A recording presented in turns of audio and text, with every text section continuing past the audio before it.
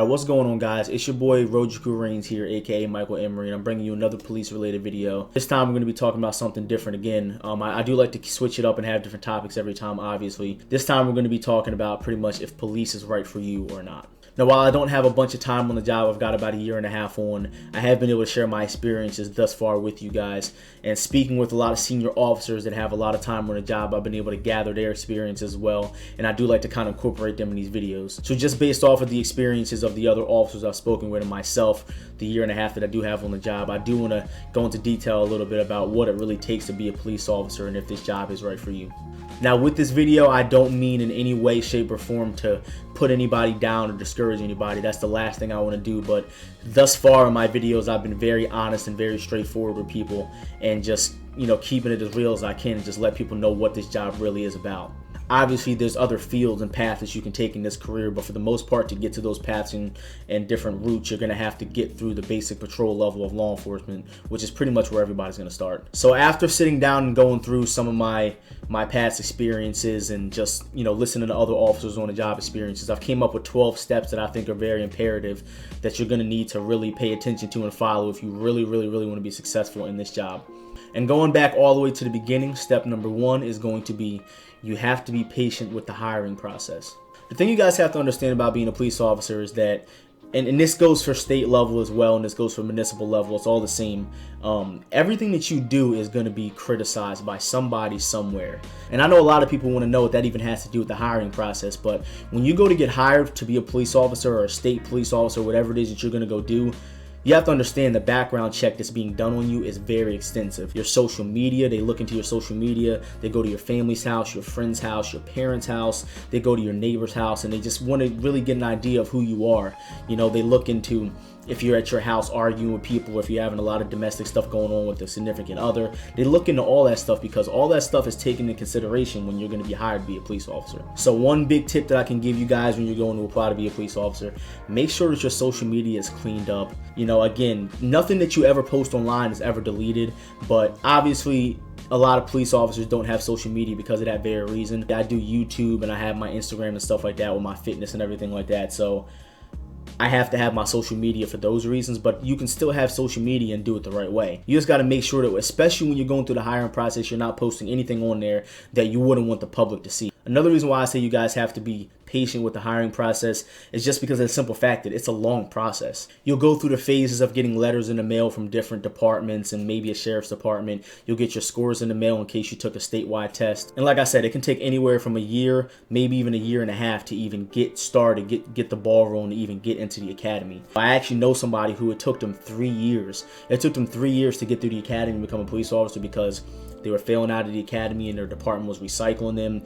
They had to keep taking the test. The test in the state of New Jersey, it only comes up every couple of years. So you can only take it when it comes up. And if you don't do well on the test, you actually have to wait until the test comes out again. And again, I'm not trying to discourage you guys. I'm just keeping it really honest with you guys. And if you guys haven't taken the test yet for the statewide test, if you do have one of those for your municipality, whatever it is you're going for, definitely be sure to look into some test questions and things like that, because you don't want to be on that list where you're waiting to take the test again just to get your foot in the door, especially because you might not even know if your department is going to be hiring at that time. The last thing about the hiring process that I just want to touch on a little bit is really the psychological examination. There's going to be a psych evaluation done on you, most likely. I know a couple places actually don't even have them, but at least for the most part in the state of New Jersey, I know that they have them pretty much department-wide. The thing about the psych evaluation, guys, is that those tests are done for a reason. I'm not going to get too much into that. I'll talk about that stuff in another video, but those tests are done for a reason. And if you guys don't pass your psych evaluation, that doesn't necessarily mean you shouldn't go and try to, take the test again and become a police officer for the second or third time, whatever it is. I'm not telling you guys to lose hope, but those psych evaluations are in place for a specific reason, and you got to pass those examinations. The thing about the psych evaluation is that people go into these psych evals and they get asked questions and they get nervous and they start to lie. The one thing you never want to do as a police officer, and I'm telling you guys right now, lying is not the way to go. Lying is you don't want to lie. You never want to lie. Your credibility as a police officer will go out of the window. If you have cases where you got to testify in court, your credibility will be shot.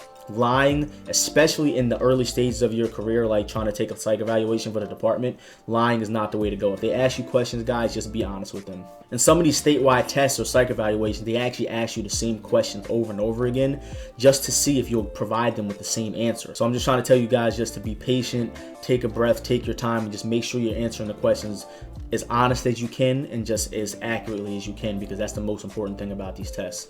I know I kind of drugged the hiring process section on a little longer than you guys may have expected, but I just wanted to touch on that just a pretty good amount, because I think that's the most important part about becoming a police officer is the hiring process. So with that said, I do want to move on to the next part of the video, which is going to be number 2. And what we're going to be talking about is the fact that you guys may take a pay cut trying to become a police officer. This one's kind of self-explanatory, so we're not going to get into it too much. But if you guys do have questions or anything about it, you can leave it in the comment section. But I actually went to the academy with a guy who was making close to $80,000 a year doing HVAC services, which is pretty much working on heating and air conditioning and stuff like that. And he actually went down a substantial amount of money to take this job. Now in the long run, he'll be making more money than he was doing HVAC. And if you guys went to trade school and you went to college and you have a career that's paying you a very great amount of money, but it's just not working out for you and you really want to go after your dream of being a police officer, then I'm not telling you guys not to chase it, but you got to understand there is a huge possibility at the starting level as a police officer, you're probably going to make less than what you were making before. For me, I was actually making a lot less than I am now before I was a police officer, so for me it was great. It was a step up. But again, you guys, if you have families and you have homes and mortgages and things like that, you have to keep that in consideration. Hopefully you have a strong support system to help you up over the years, and so you can make more money in the long run. But if being a police officer is your calling, you guys got to go after what's really in your heart. So, and that's going to bring us to number 3, which is you're going to have to prepare for the police academy. I made a video talking all about the academy and what to expect from the academy, so we won't get too much into it. But just remember that academies can be expensive, especially if you're not going into the academy with a department backing you. If you go into the academy just as by yourself and you're just doing it out of pocket, then it's going to cost a lot of money. So just make sure you guys know that academies can get expensive, especially with your meal prepping and your food, razors, uniform upkeep, stuff like that. That stuff can get very expensive. So especially if you're not getting paid from a department, if you're doing it on your own, it's going to cost a lot of money. So just keep that in mind, guys. The academy is going to happen 100%. So just make sure you know that it can get expensive. The next thing I want to talk a little bit about is teamwork. Being a police officer is not all about kicking ass and running around being a one-man army. Don't get me wrong, a lot of the time you're doing this job, you are going to be by yourself. But if you get like a shots fired call with injuries or car accidents with injuries and things like that, there's going to be multiple officers that's going to be dispatched out there with you guys. If there's someone at work, now I'm not saying you have to like everybody, because I've experienced this myself. You're not always going to like everybody you work with, and I'm sure you guys, if you have careers or jobs at all, there may be someone at work you don't like, and you might even avoid that person. But when you're in a workplace and you're in a professional environment, especially being a police officer, where being professional is the #1 key and being safe and all that stuff, you have to understand that you have to put aside those petty tendencies and petty ways and just get the job done. You don't have to love that person, you don't have to like that person, but you do have to work together. And there's been a lot of officers that have collided and clashed on scene, and it just looks really bad and unprofessional. You have to be willing to work well with other people, because believe it or not, and I don't know why you guys wouldn't believe this, but working well with other people actually gets the job done a lot quicker, and it can get the job done a lot better. And again, if you do have officers that you don't get along with and you don't like, you might not have to hang out with them, all that other stuff. All that stuff has to be thrown out the window, especially when you're doing a job like this. Getting the job done quickly and efficiently and safely are the most important things when you're out on scene. So you might have a guy dispatched out with you that you really can't stand, but the job comes first. So it is what it is. I think the most important thing in this job is being able to problem solve and talk to people. Again, as I said in my last video, there's going to be times where you're getting calls for the most ridiculous things, or the things you might think might be ridiculous. But you have to understand, people have a certain trust in law enforcement and police. Now, don't get me wrong, as I've said many times before, some people hate the police. They want to see us dead. But for the most part, when you have that little old lady who calls about, you know what I mean, a cat being in her backyard, she's calling you because she believes that you can get the job done. So regardless of how small or how big it is, you have to be able to problem solve to the best of your ability. You have to be able to talk to these people and really kind of give them the feel that you're feeling exactly where they're coming from, even if you aren't. if you're one of those people that doesn't make eye contact, and I'm gonna be completely honest with you guys, when I first started doing this job, my eye contact wasn't as well as I wanted it to be. It wasn't as good as I wanted it to be. They actually teach you that in the academy. In the academy, they really nail into you about making eye contact with people. When you're talking to someone, especially me, and I know you guys experience it too, especially if you work in customer service, if you're talking to someone and they're giving you their back or they're giving you the top of their head, it's not the same as having them look in your eyes and talk to you. Obviously, when you're talking to someone, you're making eye contact. That's the ultimate form of being able to indicate that you're paying attention to them and only them, that your eyes are on them. And this is something I struggle with as well. So if you guys are not really good with eye contact, when you're talking to people, just try to work your way up their face. I know that sounds weird, but when I first started working on my eye contact, I would start at the chin and then I would move up to the part, the cheekbones, right under their eyes. You don't have to look directly in their eyes, but at least looking at them is a good start. And number 6 is kind of going to tie into what we just got done talking about a little bit, but you have to want to help people in this job. Like, if you sincerely just go to work every day as a police officer, you don't give a damn about anybody but yourself, and you don't want to help anybody, your job is gonna suck. I'm gonna be completely honest with you guys. I go to work every day, and don't get me wrong, sometimes I go to work and I'm like, damn man, like I don't really feel like seeing people today, but I still have a job to do. You have to actually want to help people with their problems. People are calling you because they're having a problem of some sort. If you go to these calls and you don't want to help people, they're going to see it on your face. They're going to see it in the way you carry yourself. And that might stop them from calling you for something even more important. They might see a murder happen and they might not want to call you for it because the way you treated them the last time. So you guys have to understand, wanting to help people is like the number one thing in this job next to safety. Now, again, going back to talking to the more senior guys on the job that I talk to at the department every day, number 7 is pretty much going to be me just telling you guys, like, you have to be hungry in order to make it anywhere in this job. What I mean by you have to be hungry is that you have to want to go out there and be proactive. You have to want to go out there and stop cars and get drugs off the street. You have to want to go out there and help people out for it to be noticed and for you to even make it anywhere in this job. Now, don't get me wrong, I've heard stories about the guys who got promoted and the guys who got to move on who really didn't do anything to deserve it. But for the most part, there's no substitute for hard work, and that's something that I really do believe in. If you work your ass off, sometimes you might be overlooked, but eventually it's going to pay off. So you have to be hungry. You got to get out there and get in the streets and do what you got to do if you really want to see any room for advancement. The next one is number 8. We're going to be talking about overtime. You have to be willing to stay for overtime. What I mean by that is, if you're one of those people that don't like to stay 20 minutes after work or 30 minutes after work, you have to understand you're going to get paid for it. But some people actually want to go home to their families and they hate staying after. Now, you may lock somebody up 20 minutes before your shift is over and you don't have a choice. You might have just got them beating somebody up. You might have just got them robbing a bank. You might be in a foot pursuit with them on a car stop. You never know what it is. You're going to be staying after work 2 to 3 hours to deal with that arrest, to deal with the report, to deal with all the paperwork, to take them to jail. You're going to have to stay after a lot of the times in this job. And don't get me wrong, the money's good.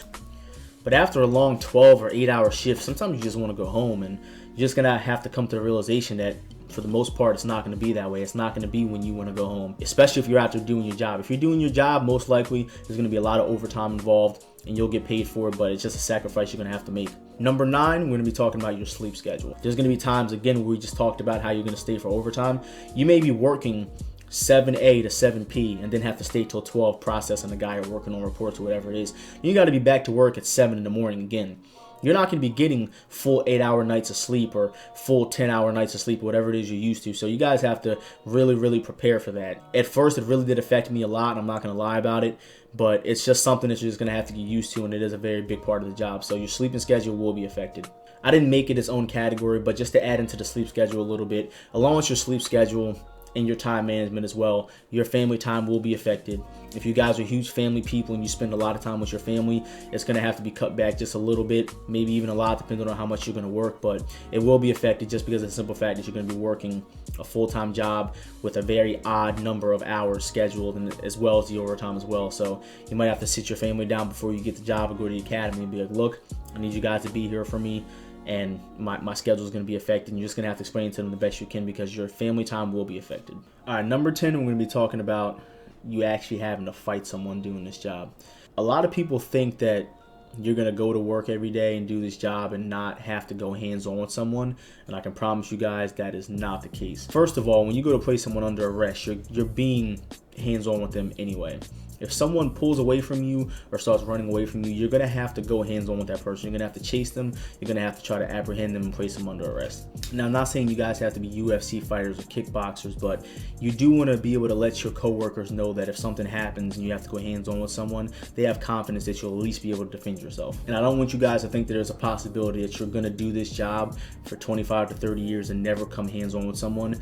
When the time comes that you actually do have to get into a one-on-one fight with someone, or you might have to throw them to the ground, or grab them up, or whatever it is. If you've never done something like that before in your life, and not everyone has, you better at least make it look like you have and have confidence in yourself that you're going to be able to get the job done. Number 11 is going to be, you have to be able to take orders. If you're one of those people that's used to giving orders and not taking them, if you're one of those people that doesn't respond well to constructive criticism, whatever it may be, this is not the job for you. Obviously, in this job, it's going to be a military style layout where you're going to have people under you and above you. You're going to have a sergeant, you're going to have a lieutenant, a captain, a chief. Sometimes you're going to have a corporal. You have to understand that those people are put in place to design the chain of command, and you have to follow the chain of command. You cannot go through the sergeant and try to talk to the lieutenant. You can't skip the lieutenant and go to talk to the chief or the captain, whatever the case may be. You might not be taking orders just from people that are above you, like sergeants and lieutenants. You might be taking an order or advice from somebody who's on the same level as you.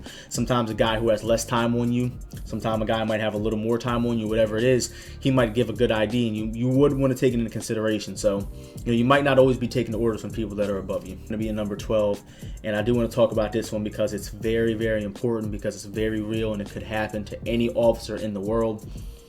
There may be a point in your career where you may have to take someone's life. So you all know that you have the right to tow people's cars if they're unregistered on a roadway, if they don't have any tags on them on the roadway. You have the right to write people's tickets. You have the right to detain people to do certain things throughout this job. The ultimate form of seizure in this job is the form of taking someone's life.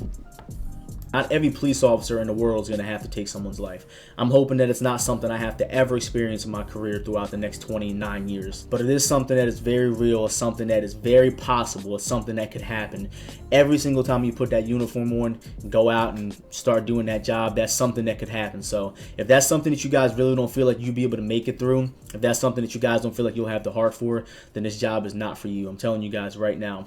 When I was in my psych evaluation, that's one of the questions that the guy asked me. He looked me right in my eyes and said, do you feel like if you had to take someone's life, is that something that you'd be able to live with? And if it's something that you honestly feel like you can't live with, because it is a possibility, if it's something you feel like you cannot live with, then this job is not for you. But look, that's going to do it for this video, guys. I've had a blast making these videos for you guys. I did not think that I'd be going as far as I am with them. Again, my social media, Instagram, Twitter, Facebook is blowing up with you guys asking me for suggestions and asking me for tips. And I'm just so happy that I've been able to provide you guys with any kind of insight. Again, as I say all the time, I'm not a seasoned veteran. I don't have 10, 15 years on a job. I'm very new at this job, and I'm learning every single time I put that uniform on and go to work. I'm learning something new. So if there's something I can help you guys with, please be sure to reach out to me on social media. All my social media links are linked down at the bottom. And as always, I really hope you guys did enjoy the video. Please be sure to leave a like, a comment, and a subscribe if this video was helpful to you at all. Please be sure to share this video on social media as well to all your people that may want to get into law enforcement, or maybe a friend that's curious about the job. This is not my only video in the series, so if you guys are curious, I will be linking the rest of them down below. But again, please be sure to leave a like, a comment, and subscribe, and I will catch you guys later. Stay safe out there, and I will see you guys next time.